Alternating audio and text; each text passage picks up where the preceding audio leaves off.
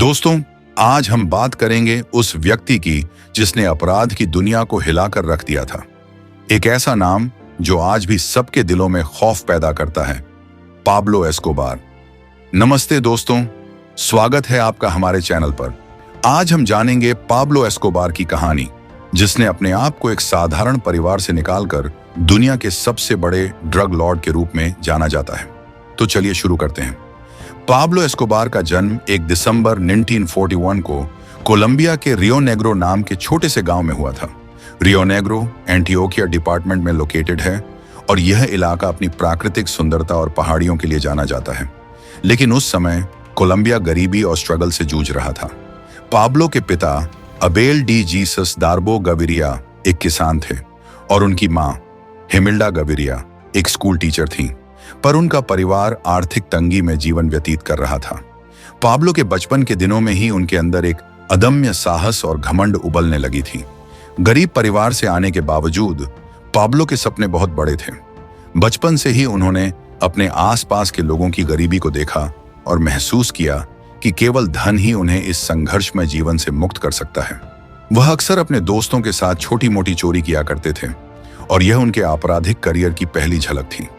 Rio Negro की गलियों में पलते बढ़ते पाब्लो ने जल्दी ही यह समझ लिया था कि साधारण जीवन जीकर वह अपनी और अपने परिवार की गरीबी से बाहर नहीं निकल सकते।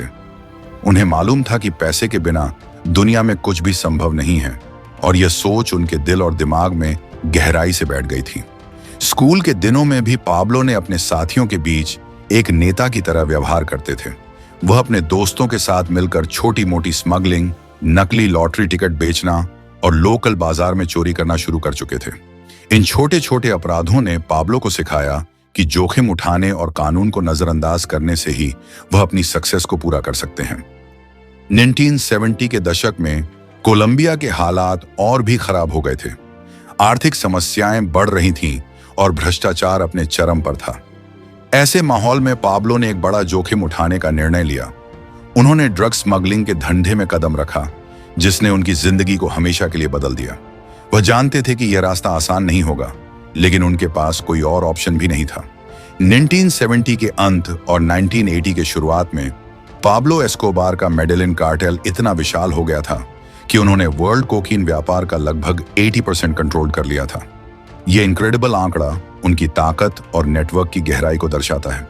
एस्कोबार ने अपने व्यवसाय को नॉर्थ अमेरिका, यूरोप और एशिया तक फैलाया, जिससे उनका कार्टेल एक इंटरनेशनल पावर बन गया। मेडेलिन कार्टेल का ऑपरेशन बहुत ही संगठित और विस्तृत था। यह कार्टेल एक विशाल नेटवर्क पर आधारित था, जिसमें प्रोडक्शन, स्मगलिंग और डिस्ट्रीब्यूशन के हर चरण को शामिल किया गया था। एस्कोबार ने कोलंबिया के अंदरूनी क्षेत्रों में बड़े पैमाने पर कोका की खेती चालू कर दी थी और फिर उस कोका को प्रोसेस करके कोकीन बनाया जाता था। कोकीन को अमेरिका और अन्य देशों में स्मगलिंग करने के लिए हर एक प्रकार के ट्रांसपोर्टेशन का इस्तेमाल करना चालू कर दिया। कार्टेल का संचालन इस हद तक विस्तृत था कि कोकीन को स्मगलिंग के लिए हर संभव माध्यम का इस्तेमाल किया जाता था। हवाई जहाज, बोट्स, सबमरीन्स और यहां तक कि ट्रक के अंदर छिपाकर कोकीन को अमेरिका और अन्य देशों में भेजा जाता था। एक समय तो एस्कोबार के पास इतने पैसे थे कि उन्होंने अपने स्मगलिंग के जहाजों और हवाई जहाजों की लाइन खड़ी कर दिए थे। एस्कोबार की अमीरी का आलम यह था कि वह रोजाना लाखों डॉलर का व्यापार करते थे। ऐसा कहा जाता है कि एस्कोबार इतना अमीर था कि उनके पास पैसे को रखने के लिए गोदाम कम पड़ गए थे। उन्हें अपने पैसे को सुरक्षित रखने के लिए न केवल गोदामों का इस्तेमाल करना पड़ता था, बल्कि उन्होंने जंगलों में गुप्त स्थान भी बनाए थे जहां वह पैसे छिपाते थे। अनुमान है कि वह हर साल रबड़ बैंड खरीदने में ही 3000 खर्च कर देते थे ताकि अपने पैसे को बांध कर रख सकें। इतनी बड़ी मात्रा में पैसे संभालना एक बड़ी चुनौती थी।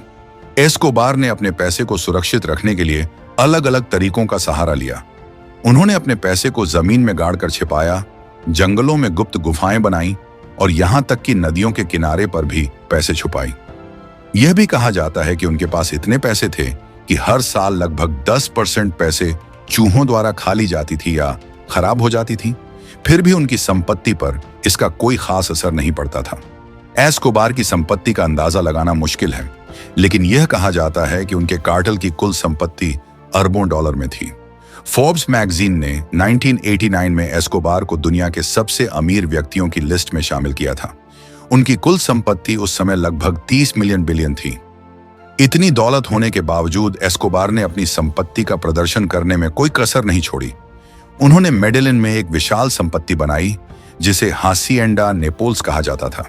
इस संपत्ति में एक निजी चिड़ियाघर था जिसमें रेयर और विदेशी जानवर थे, निजी हवाई पट्टी थी और एक शानदार महल था। उन्होंने अपनी संपत्ति का प्रयोग न केवल खुद के आनंद के लिए किया बल्कि अपने कार्टेल के ऑपरेशन को भी आसान बनाने के लिए किया। पाब्लो एस्कोबार, जो कि एक मशहूर ड्रग लाई थे, ने सिर्फ अपने पैसों और ताकत से ही नहीं बल्कि राजनीति में भी कदम रखकर अपनी शक्ति को और बढ़ाया। पाब्लो ने अपनी प्रॉपर्टी और इफेक्ट का इस्तेमाल करके समाज में कई अच्छे काम भी किए हैं। उन्होंने गरीबों के लिए घर बनवाए और अन्य समाज सेवा के काम भी किए हैं, जिससे उन्हें गरीबों का सपोर्ट मिला। इन सोशल सर्विस एक्टिविटीज के चलते उन्होंने एक अच्छे नेता की इमेज बनाई। 1982 में पाब्लो एस्कोबार कोलंबिया की कांग्रेस संसद में चुने गए। यह उनके लिए एक बड़ा कदम था क्योंकि इससे उन्हें राजनीतिक शक्ति भी मिल गई थी और उन्होंने राजनीति में कदम रखकर अपने ड्रग्स बिजनेस को और सुरक्षित और ऑर्गेनाइज करने की कोशिश की। पाब्लो की इस चालाकी भरी राजनीति से उन्हें और भी ज्यादा सपोर्ट और ताकत मिली। उनके समाज सेवा के कामों ने लोगों के दिलों में उनके प्रति सहानुभूति पैदा की, जिससे उनकी स्थिति और भी मजबूत हो गई। इस प्रकार पाब्लो एस्कोबार ने सिर्फ अपने ड्रग बिजनेस से ही नहीं बल्कि राजनीति और समाज सेवा के माध्यम से भी अपने एम्पायर को फैलाया और मजबूत किया। पाब्लो एस्कोबार की राजनीति में एंट्री ने सबको हैरान कर दिया, चाहे वह सरकार हो या उनके विरोधी। एस्कोबार ने अपने रास्ते में आने वाले दुश्मनों को बिना किसी दया के मार डाला। उनके हिट लिस्ट में सिर्फ सामान्य लोग ही नहीं थे बल्कि पुलिस, जज और राजनेता भी शामिल थे। एस्कोबार का नाम सुनते ही लोगों के मन में डर पैदा हो जाता था। वह अपने कारोबार को चलाने के लिए किसी भी हद तक जा सकते थे। उन्होंने कई बार पुलिस स्टेशनों पर हमले करवाए और कई न्यायाधीशों को मौत के घाट उतार दिया। राजनेताओं के लिए भी वह किसी भयंकर दुश्मन से कम नहीं थे। उनकी हिट लिस्ट में शामिल लोगों को किसी भी समय और किसी भी जगह मार दिया जाता था।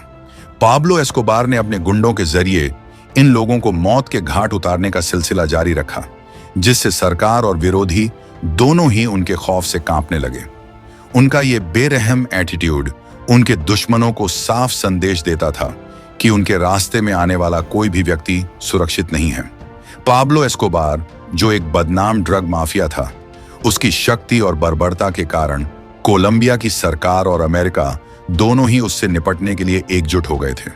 एस्कोबार ने अपने ड्रग एम्पायर के माध्यम से इतना पावर और पैसा कमाया हुआ था कि वह सरकार के लिए एक बड़ी चुनौती बन गया था। 1991 में परिस्थितियां ऐसी बन गईं कि एस्कोबार को आत्मसमर्पण करना पड़ा, लेकिन आत्मसमर्पण भी उसने अपनी शर्तों पर किया। उसने एक अनोखा समझौता किया जिसमें उसने एक निजी जेल बनाने की अनुमति मांगी। यह जेल किसी सामान्य जेल की तरह नहीं थी बल्कि एक आलीशान स्थान था जिसे ला कैथेड्रल के नाम से जाना गया।